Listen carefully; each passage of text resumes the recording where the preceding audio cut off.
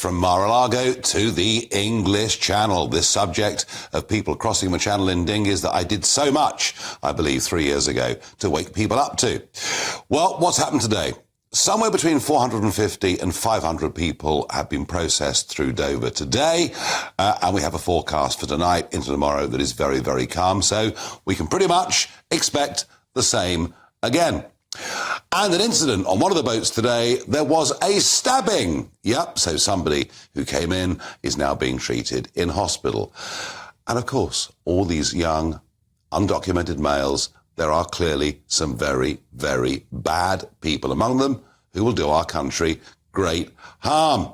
But one piece of good news, the government tells us by the end of March, over 100 of the hotels that have been requisitioned will now be back for use in local communities. Well, on the face of it, that's great news because the daily bill for putting these people up is now running at £8.2 million. Trouble is, the National Audit Office have confirmed today that the use of former RAF bases like Wethersfield, Scampton, the use of private accommodation that increasingly is being used as well, that actually the bill for all of that is going to be even bigger than the bill for the hotels. And as we speak, there is a game of parliamentary ping-pong going on in Westminster where the House of Lords again are rejecting much of the government's Rwanda bill, and this debate within the House of Commons is really coming to a head.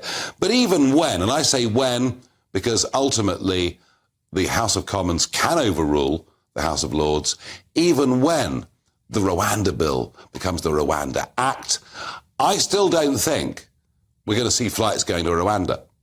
And I say that because the judiciary, the legal system, our signatory to overseas conventions and treaties is going to make it, I think, legally all but impossible. Maybe I'm wrong. You tell me, is there an end in sight to the migrant crisis? Give me your thoughts, Farage at GBNews.com, because I don't think there is. I think there'll be tens of thousands more that will cross the English Channel this year.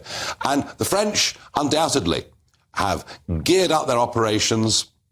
They're using drones in the riverways. They're stopping a lot of boats on the beaches. But you think about it. You know, there's over 100 miles of French coast that they've got to protect.